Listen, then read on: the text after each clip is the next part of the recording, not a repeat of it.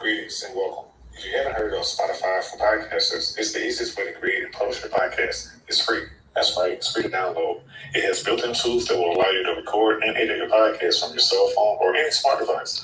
Spotify for podcasters also distributes your podcast on virtually any platform that streams podcasts, like Spotify, Amazon Music, iHeartRadio, Apple and Google Podcasts, and much more. You can even monetize your podcast with no minimum listeners. Spotify for podcasters is your one-stop app for podcasting. Remember, it's free.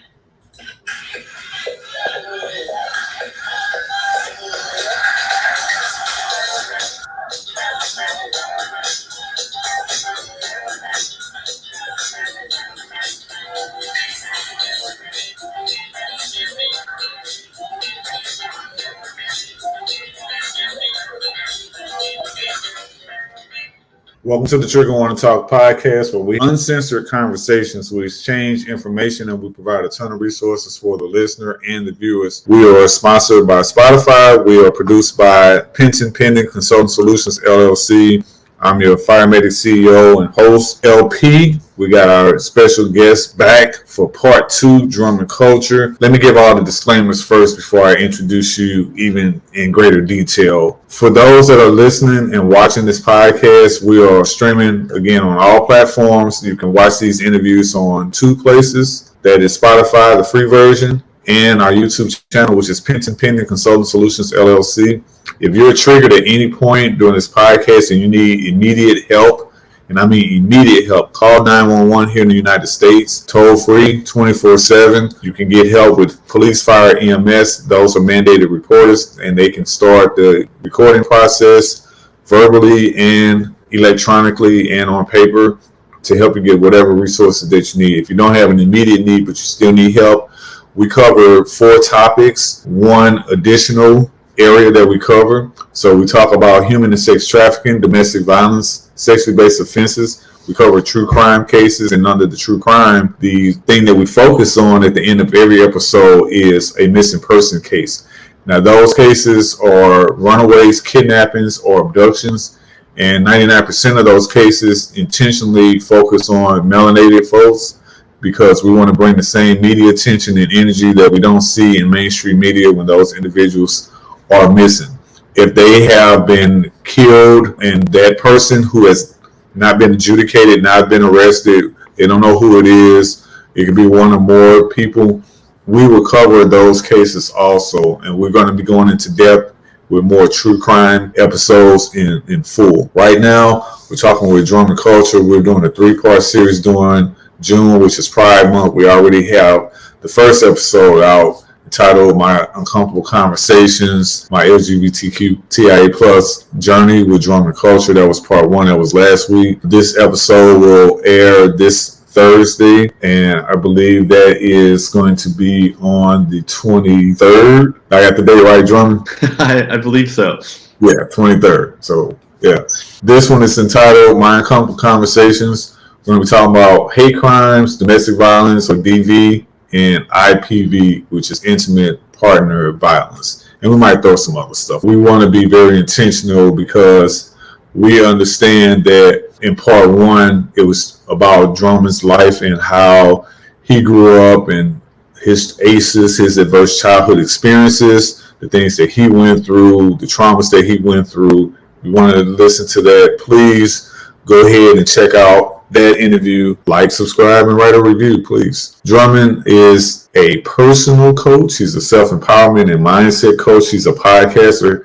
He has a podcast called Positive Talks. We're going to be talking about that. After this episode airs, he's going to be interviewing yours truly. And we're just going to have some great conversation. You know, Drummond, I want to just jump right into it because we're going to be very intentional today. Me being a first responder, I'm very hypersensitive on some things more than others. And one thing that really bothers me is when it comes to violence, because I teach and I train and I educate people on different forms of violence and how to deal with it. We call it austere conditions. So just wherever you are, you know, you could be at a shopping mall, you could be at a grocery store, you could be at a concert venue. You can be at a nightclub. You can be at an academic institution. You can be at a house of, you could be at a house of worship. You can be at work in a brick and mortar place instead of working virtually. But when I think about, you can be at a park. You can be anywhere on the planet. Violence happens all the time. I came up with this violence pyramid. And if you think about a pyramid at its base, violence happens in the mind. That's where everything starts, in your brain. There's a bar that Ice-T has in a song on one of his earlier albums. And he says, what's more powerful, a brain or a 12 gauge? The brain is, because the brain constructed or came up with the concept of this particular firearm, which is that 12 gauge. But most people will say it's the 12 gauge. Well, that's going to give you the immediate danger. But what's more powerful? It was the person that created that in their mind, this weapon of destruction that can be used for destruction, I should say, and or protection or other things. We won't get into all of that. I want to talk about how violence is a part of our everyday life. So that's where that base starts, in the mind. As you ascend that pyramid, what is used physically to inflict this violence, or verbally, I would say. Verbally, and I added that on there because the old saying is sticks and stones may break my bones, but words will never hurt. I wish I knew the person that came up with that. I would hit them in the head with a bunch of water bottles. So that's a whole nother conversation too. We'll talk about that later. As you go up to the next level, it's the physicality. What's being used to cause this violence? Well, most things that are used are like your hands, your body parts, your arms, your elbows, your fists, your feet, your leg, all of these different things, people's head, but, so your body is used primarily to inflict these particular traumas. Any part of your body can be used as a weapon. And this is where the sexual violence comes into play also, because we include genitalia. When we go to the next thing, we talk about objects that are placed in the body, or that the body uses. Sticks, bats, pipes, cars, any blunt object, bricks, rocks, whatever. Anything that can be used. You can throw a glass at somebody. You can throw a coffee mug at somebody. Just whatever. You can throw liquids on people. Just some object that's being used by the body. The next level up is your sharp, cutting, pointy, sticking objects or whatever. So it could be from a knife, it could be a pair of scissors, it could be an ice pick, it could be, I got a metal ruler here that I'm showing on the screen. That's why y'all got to watch these interviews, because y'all miss these graphics. I'm telling you, I keep saying it all the time, Drummond, but again, that's another conversation. So thing that is or can be used as a sharp-edged weapon or a pointy weapon or a stabbing, puncturing weapon. It could be a broken bottle. It could be anything that can cut. The next level up is, and again, I got to watch these interviews. I'm holding the training pistol. All plastic, no metal, no moving parts, no ammo. Can't even take out the mag. This is a model of a Glock. So this gets the most attention, the firearm. We don't get into the politics here. We don't talk about the two-way stuff, which is the Second Amendment, because I can talk about, and what I focus on is gun safety, public health, and mental health from a first responder perspective. I'm a Stop the Bleed instructor.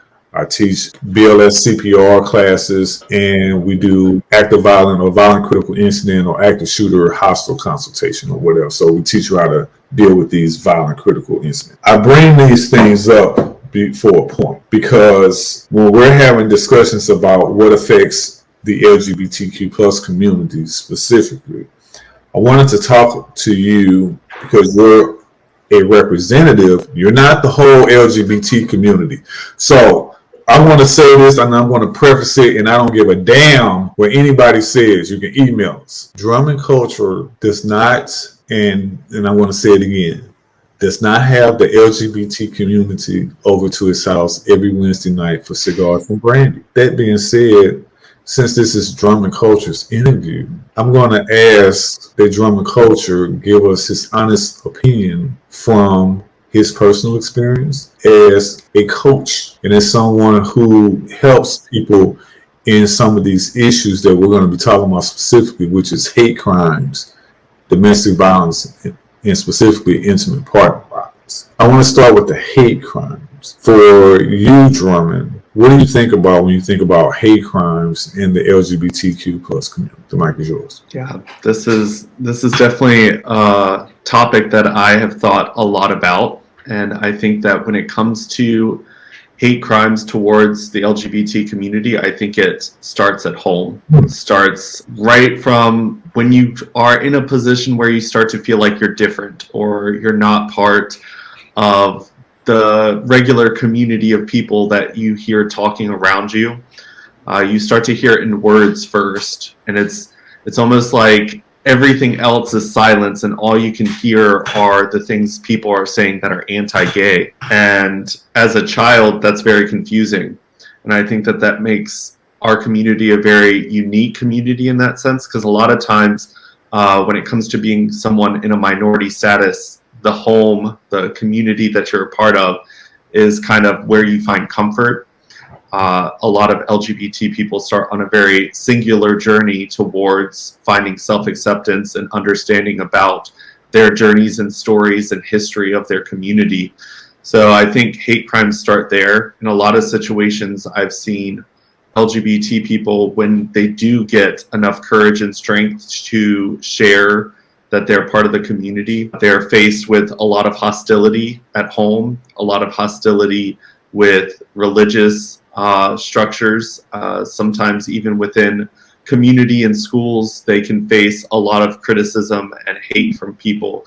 So I always like to kind of start there, because that's, like you were talking about, like that bottom level of like words. We start to define our own self-worth based upon what society tells us we are.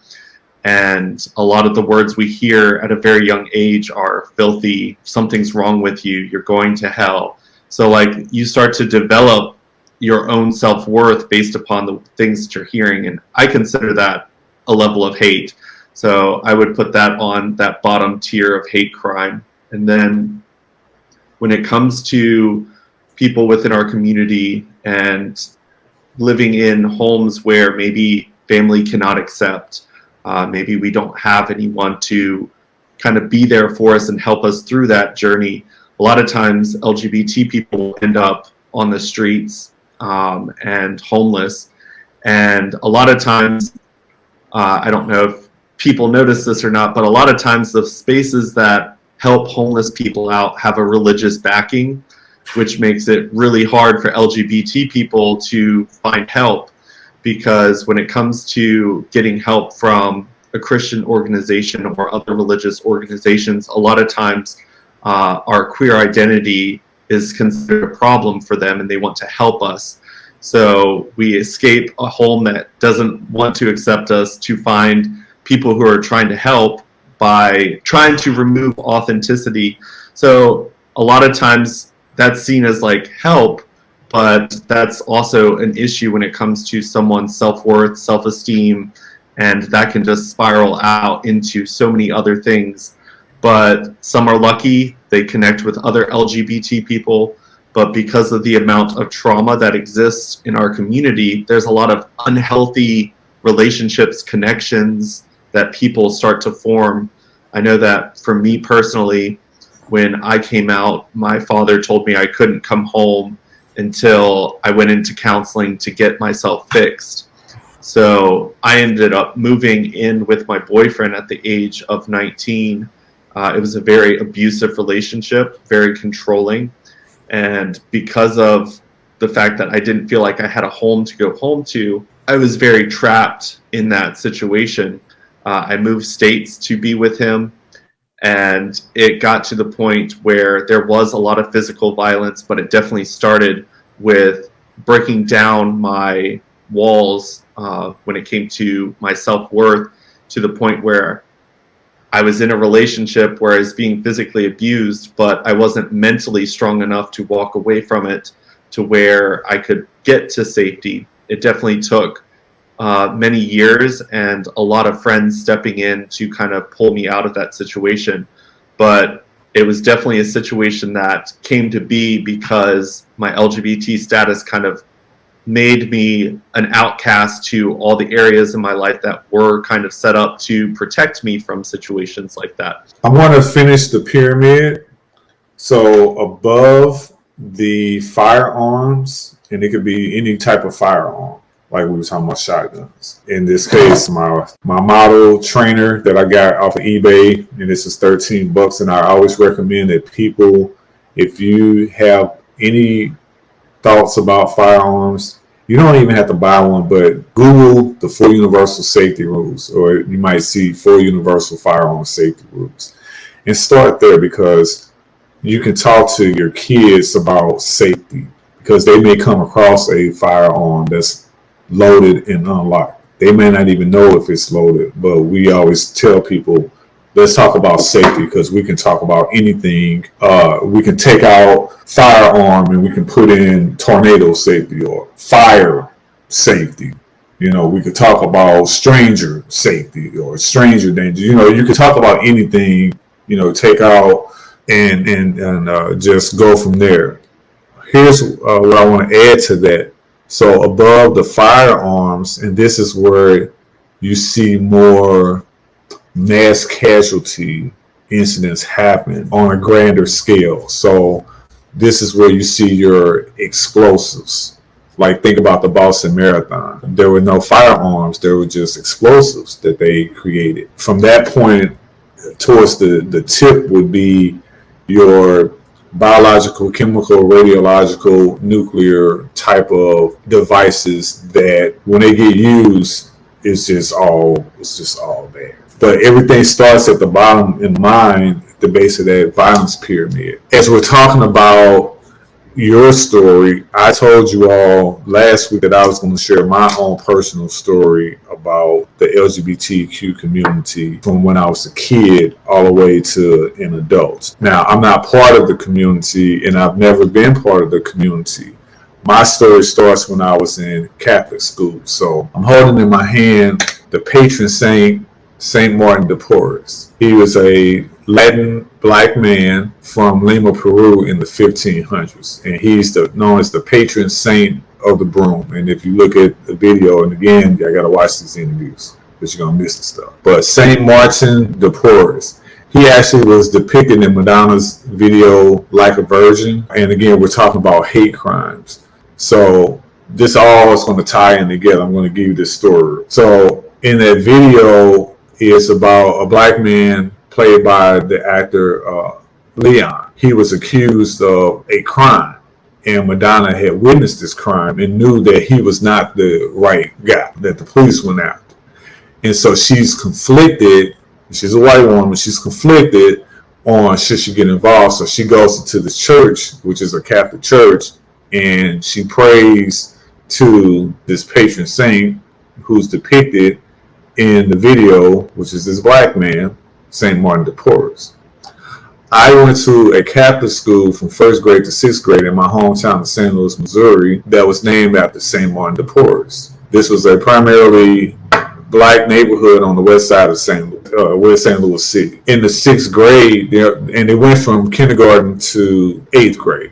I only went there from 1st to 6th grade. And the reason I didn't go there after 7th grade is due to this story that I'm getting ready to share real quick. There was a prank that was played against me where this one guy, and I won't give his name right now because he's still alive, but this did not go to court or go to trial or anything like that. This one kid, now this is back in 81 because I'm 52 now. So he came up with this plan, this prank to call me, and I'm just going to use the word he used. He called me a fag. I happened to be absent the day that the plan started, the prank started. And so basically, when I came back to school the next day, I'm getting all these side-eye looks from everybody in my class. And you got to remember, this is a very small school. It's a one school building. They had a rectory across from the school and all this stuff that was attached to the Catholic Church. And so we all grew up together. You know, most of us started in kindergarten at that school or what have you. And so we're like brothers and sisters and cousins and shit. Well, this one guy, he had placed a note in my desk that said that I liked him. Now, I never saw the note because I was absent, but there were people that were in my class that said they saw it And I was like, well, I had horrible handwriting. I mean, even to this day or whatever. Like, my stuff a mile away, even if you were blind. And so I was like, well, let me see the note. Where's the note? I said, y'all know how I write. I'm like, I pull out notebooks. I'm like, did it look? Because if it didn't look like this, it wasn't me. Nobody would ever say that they never confirmed or denied it or whatever. The people that said they saw it. So for the next 3 weeks, now this was the last month of school before the summer break. It went from worse to worse. It was like all these stupid ass incidents kept happening where people was calling me gay and all this stuff or whatever. And one of my best friends, quote unquote, that I thought, there was a situation where he was told that I called him. We were studying history, so we were talking about the Homo sapiens. We were studying that period. He was told that I called him Zinjanthropus, which was one of the early men back in the day, back then, because of his features. And see, this is where the hate shit comes into play. So this young black kid that you go to school with calls you a monkey looking man, and he wants to fight me. Plus now he's mad at me because he's been told I'm gay. So he tries to fight me initially, but my mom had picked me up that particular day from school, which was rare. The next day after school, it was like 3:00 hot. So we're walking down the street going to the bus stop, and he comes and he just cold cocks me in the face. He's like, you know what? I'm not going to take this disrespect and all this stuff or whatever. And I'm just standing there and I'm just in shock. Then he hits me again. I'm standing there and like tears are coming out of my face, but I'm not like boo-hooing or anything like that. And I was like, man, if you guys going to keep hitting me, then you're just going to keep hitting. I'm not going to fight you. Because I was just done at that point. I didn't know what else to say or do. And it's just like all this stupid ass shit kept happening to me, with these pranks and all this stuff or whatever. And so it culminated to our teacher finding out about it. And like, she shut all this shit down or whatever. She's like, if I hear another thing, I'm contacting everybody's parents. They did corporal punishment back in those days at that school. So you got it from the teacher and the principal. Again, that's a whole nother conversation. Like nothing ever happened after that. And that whole summer, I went from being this kid who was in love with everybody in terms of just people to becoming homophobic. And that was my first instance with homophobia after that last incident happened. Because my mom wanted to know if I wanted to go back to the school the next year. Because, this you got to pay for it and stuff or whatever. And we happened to live across the street from a middle school, which I was in 7th grade at that point. And I was like, no, because I told her, if I go back, it's going to be bad. And that's all I would say. I'm not a violent person, but I loved number 2 pencils, and I'm holding one up in my hand right now.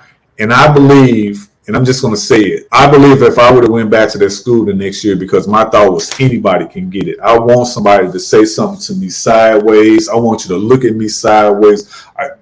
Call me any slur. I'm already dealing with the bullying because the scars on my face and shit or whatever that I had no fucking control over. But you're going to not throw this at me. And this is how I'm talking and feeling in my mind during that time or whatever. Anybody can get it. I'm ready. I will stab the shit out of somebody because I used to carry it all. We wrote in pencils for the most part or whatever. And I always had like 10 very sharp number 2 pencils. Kind of like how you talked about being in architecture. I wasn't in the architecture, but I like pencils. And so I was like, I wasn't going to bring no knife to school or no weapon or whatever, but I'd stab the shit out of somebody if I had to or whatever to defend myself. And I was ready, but I knew that I didn't want to go that route. So I was like, no, I'm just not, I don't want to go back there. And I would never went back. That whole situation changed my life because I ended up going to another school and I met some friends that are still friends and like family to this day. And one of the friends introduced me to Mrs. LP, not the first person I married, because the first person I married is the mother of my children. And we got married twice, which again, that's a whole nother story. So Mrs. LP, the current one, who is the president of this company that we started, I wouldn't have met her had that incident happened, because everything was a domino effect from that point. I go back to the homophobia part because when my dad, who ghosted me at the age of 9, and that was the last time I saw him, one of my favorite lines was from a group called Naughty by Nature, where he talked about he never knew his dad, motherfuck the fag. That's what he said in the line. That was my theme song, because I was angry as a teen at this point. This is in the 90s, late 80s, early 90s, when I'm all hot and bothered and shit about my dad not being there, because he got 4 other kids and they was raised around each other, except for our older sister, but she started being around them when she was 18. For me, I was all like, fuck, all this bullshit or whatever. And then in my early 20s, I started working for this nonprofit agency in St. Louis called Grace Hill Neighborhood Services. And I worked in their public health department. And in the public health department, I was hired to be a counselor to fathers, stepfathers, and expecting fathers 16 to 25, helping them in everything that they needed. Helping them be a day, even if it's changing Pampers, if it's whatever, getting them to school, getting work, all this stuff or whatever. I taught and I was trained to be a HIV and AIDS instructor. And I had 2 certs. One was just for that, and one was specifically teaching. It was an African American specialized certification that we got through the American Red Cross. One of our instructors is part of the LGBT community. He and the other woman who was and started really identifying what was it in me that made me homophobic. Then I went back to that incident when I was in that Catholic school, same one, the poorest. And I said it wasn't the school, it was those individuals that I had. The school was just a building. And when I thought about the crime or the crimes that we are going to be talking about, I thought about what type of things have you seen and or experienced where were there any experiences that you have had personally where you were victimized by a hate crime? Sadly, I can think of several. I think the first time that it happened when I was openly out was in a movie theater, and someone behind us in the theater made a big deal about the fact that there was 2 gay people sitting in front of him, and he was trying to get us taken out just because we were gay. And he caused a pretty big scene to where we were just so uncomfortable that we ended up leaving. Nothing physical really happened other than having like a bag of popcorn like thrown in the air to where like the popcorn went all over us. But another time, my boyfriend and I were walking on a bike trail beside a road. We had someone throw a Gatorade bottle out the back of his truck at us. There was a time, and I call them straight clubs. I think people think it's funny that I call them straight clubs because most people call our clubs the gay clubs. Yeah. But I choose not to go to straight clubs just because when alcohol is in the equation, things can get dangerous. And I was a straight club with some of my friends, and you previously talked about scars. One of my friends, he was a very, very attractive person, and he was dancing with his boyfriend, and someone smashed a glass bottle and just like destroyed his face. Wait, in his face? Mm-hmm. Just walk up to him unprovoked. Yeah. I'm just trying to picture like somebody you just see some random stranger dancing with their partner who happens to be of the same gender, and you just grab the nearest glass item and walk up to this person and just smash them in their fucking face. That's something that's like etched in my mind. I just don't like putting myself in positions where like people's better judgments are even more so not so great with alcohol involved. I've had friends invite me out to bars, and I'm just like, if it's not LGBT like specific, I'd prefer not to be there because you never know. Maybe my mannerisms would be something that would trigger their hatred towards us. I've been to spaces out in public with people where it's just an event where everyone exists, and I've had like names thrown out at me. And I think that, like, to your story, the fact that calling you a faggot is a way to kind of like demean you, try to make you feel smaller. Like that's how people develop hatred towards people who are different, because society has labeled this as something bad. And then when people use it to, because I've heard it so many times where like straight men will be like, "You're so gay." And it's in a way that they're throwing it out to their straight guy friend who it's intended as an insult. Mm-hmm. For me, of course, I'm like, okay, yes, that's what I am. But I think that when you think about society as a whole and how they use LGBT status, I mean, even within our community, if someone's labeled as more feminine than masculine, it's looked down upon. So I think that anytime we try to like demasculate a male person, it's looked upon as like a hate crime or something that would make someone upset. And I think that as long as we're in that mindset about the LGBT community, that hatred will continue to exist. But it's definitely grown in the world. I think that the more hatred, when we've got leaders of countries negatively speaking about it, when we've got official judges and stuff ruling against it, that type of stuff starts conversations. But then you think about the people who take it to the next steps.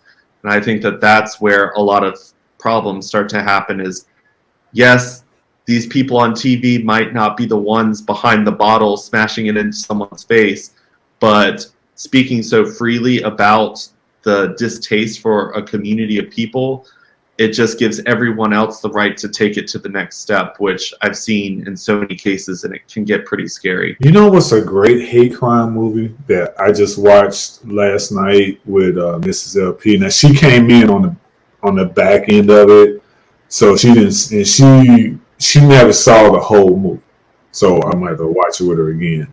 But a great hate crime movie is John Singleton's Higher Learning, which was his second film after Boys in the Hood. And that movie talked about hate crimes, it talked about LGBTQ relationships, it talked about rape, it talked about just race relationships, interactions with law enforcement, specifically security, who were armed. You know, they were campus police, so they were police officers. It really talked about Nazis and skinheads, and anti-Semitism, and just a whole bunch, like everything that we are talking about, that movie covered and then some. You know, there's a rape scene in there, so again, trigger warning, or if you're activated by stuff like that. And again, this is the Trigger Warning Talk podcast, sponsored by Spotify for podcasters, produced by my company, Penton Pending Consulting Solutions, LLC, which is the name of our YouTube channel. You can watch this interview also on that channel, as well as the free version of Spotify. We are streaming on all the audio platforms, all the major podcast platforms. We're streaming on all of those. So you can check out these episodes that come out typically every Thursday. But each week we have great content that we put out. We're talking with our friend Drummond Culture, who is a self-empowerment and mindset coach. He's a personal coach. He is a member of the LGBTQ community. And we have a 3-part series that we're doing entitled My Uncomfortable Conversations. The first part aired last week, where he talked about his personal journey through coming out of the closet as a young man, and all the things that he went through, and how he became a survivor of some of those ACEs, those adverse childhood experiences. This is part 2. We're talking about hate crimes, DV and IPV, which is domestic violence and intimate partner violence. I want to ask you one more question about hate crimes. We don't really deal with politics and different things like that on this podcast and religion. I will ask you this. When you think about hate crimes from the LGBT community, or that happens to the LGBT community specifically, I want to ask you, as a melanated black man or a man who's black, when I think about hate crimes and I think about the legislation, I say there is no equality. When we hear the terms Black Lives Matter, the follow-up response is all lives matter. When we hear crimes that are hate crimes that happen to anybody outside of black people, it seems like it's just dismissed so much. It's just ad nauseum, the disrespect. And so as black people, and again, the black community doesn't meet over your brother LP's house every Wednesday for cigars and brandy too. So I'll say that just like I gave the disclaimer for Drummond. Same disclaimer. A lot of black people, including myself, have a problem with the lack of equal legislation for these hate crimes. And it's not to say, hey, I wish that they didn't create the hate crime bill and legislation for the LGBT community or the Asian American AAPI, Asian American Pacific Islander community.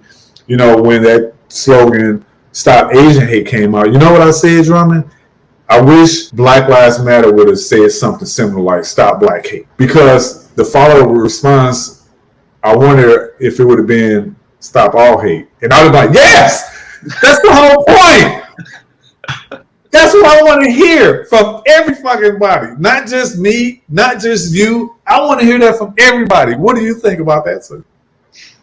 I mean, I definitely think that, I've lived in very rural areas, so when the Black Lives Matter thing started happening, I saw a lot of All Lives Matter pop up, and being a part of the LGBT community, being that it's Pride Month, there are definitely a lot of straight pride things going up where they feel like they need to post this because I guess somehow they think they're not getting enough spotlight to realize. But like I've always shared the post where it's like, be thankful that you don't need a Pride Month. Be thankful that like you don't have to do these types of things.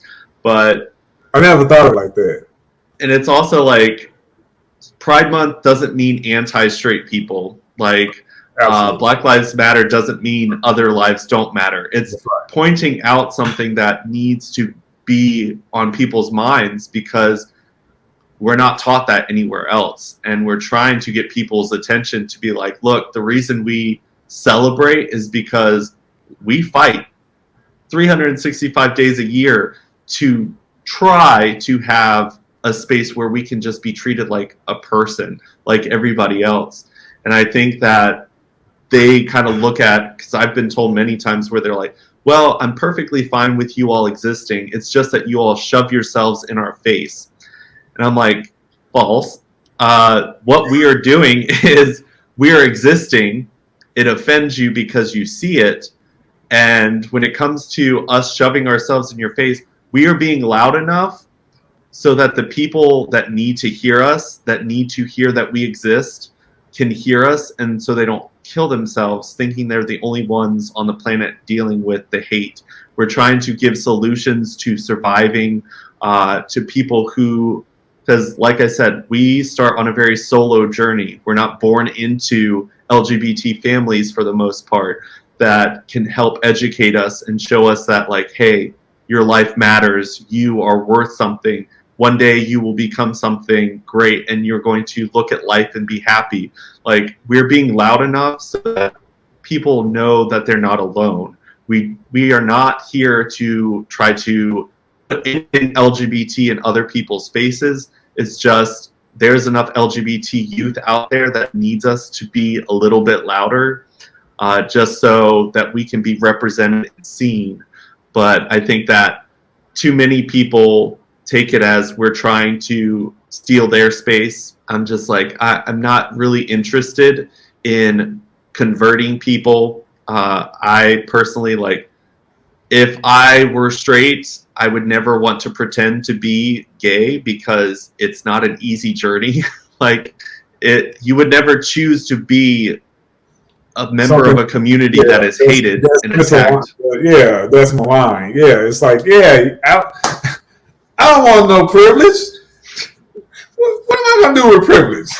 It's crazy. Who needs privilege? No, like that's what I'm saying. It's like, but again, I digress. I want to jump because we got like 5 more minutes. I want to talk about domestic violence and intimate partner violence. And those two things, they all lump in with hate crimes. Now, when we say crimes, people typically think that's a charged offense. And technically, that's true. However, we're just going to be expansive on some of these things. For you, and you talk about being in a domestic violence relationship with your intimate partner previously in the part 1. When you think about the LGBT community as a whole, are these crimes in relationships in terms of intimate partner violence in the LGBTQ relationships being reported more as domestic violence 911 type of calls, as far as you know? I personally think there's a lot more that go unreported, just because when it comes to being LGBT, we don't have a lot of faith in systems for protection. And I know for myself, even with the laws that are on the books now, wow. I have found so many things where people have found ways to kind of loop around things that are in the law books and leave people in situations that are worse off. I know personally when it comes to reporting things, like that can make your partner more angry and more violent. And a lot of times what law enforcement can do isn't enough to prevent future things from happening. Gotcha. And if you're not given a space, because there LGBTQ centers that exist to help LGBT people in trouble are few and far between. And like I said, when it comes to a lot of spaces that help people, it's religiously backed. And a lot of times LGBT people are turned away or put in positions that are not great for their mental health. So it's just, there's not a lot of space for us to believe that other people are there to help. And then when it comes to people we think can help, sometimes we put ourselves in worse situations where we get taken advantage of or in situations that can be very life-threatening. One of the things that I wanted to end on is when we talk about domestic violence and specifically intimate partner violence, I go back to what I stated at the beginning, that violence happens anywhere that you have domesticated. It could be under your roof and between your 4 walls. It could be at your house of worship. It could be at your academic institution, at your place of employment outside of your virtual workspace. It could be at your concert venue, your favorite grocery store, your favorite strip mall, your favorite park. Wherever you have domesticated and that's your place of tranquility. Hey, I like going to sit on this park bench or whatever. I like going on the trail walk. If something happens to you physically, verbally, or whatever, some type of attack that was a traumatic event for you, no matter how major or minor you want to categorize it, or it can be categorized, that's domestic violence to me. And that's why I say I have a broader definition of those words. I want to thank you so much, Drummond, for coming on to this podcast and having these conversations. I don't separate some of these things like some people do because it is an uncomfortable conversation. My experience as a kid and as a young person, I look back at that time and I say, man, I hated a whole community because I was accused of being part of it. And it was because, it wasn't just because it was not true. Because I could have just stood on that, hey, it's not true. I didn't write no damn note. All of these pranks that y'all doing is just fucking stupid. Like, at some point, y'all gotta stop. I didn't call him out his name. All these things I was accused of or whatever. It's like, I could have just stood on that or whatever. I don't have to prove shit to nobody. All I gotta do is die and pay taxes. I know I gotta do that. For these conversations, we just ask that everybody listen openly. You may have heard some expletives, and that's okay because we do that on here. It's not to insult anybody. It's not to disrespect anybody or anything like that. If If anybody's offended by the words that we use, we have uncensored conversations on here. And it's not to be offensive, it's to be honest and have real conversations. So what happened? In my early 20s, I was so thankful that I worked with that nonprofit because that was the turning point from me being homophobic to being a supporter of people in the LGBT community, because hate is hate at the end of the day. Let's stop all the hate. How about that? That's how we get to our humanity, because racism is under hate. Sexism is under hate. Bias is under hate. Tolerance is under hate. You can throw all kinds of shit under hate, from A to Z. For Drummond Culture, I'm your brother LP, and as I always say, live in awareness, never live in fear. We're going to continue having these conversations. We got more in store. This episode is part 2 of our ongoing series, My Uncomfortable Conversations, talking with Drummond Culture. Part 3, we're going to talk about some modalities, and we're going to keep having some more conversations. We are focusing on June 2023, which is Pride Month. Live in awareness, never live in fear. Keep your head on the swivel. Take a first aid, CPR, stop the bleed course. We offer those, and I say I'm talking about me and my work partners. We travel across the country doing this stuff. We always end every episode with a missing person case under the true crime banner for the Trigger Warning Talk podcast. This is a special missing persons case because we don't have only one person missing. We have 3. That's right, 3. This case comes from the Charlie Project. It is a very interesting case that I want to read to you all, and I will provide the link to this episode or this case. Introducing Jennifer Dawn Lancaster. Jennifer Dawn Lancaster. She's been missing since 5/12/2000. Missing from Topeka, Kansas. Classification: endangered missing. Sex: female. Race: white. Age: 20 years old.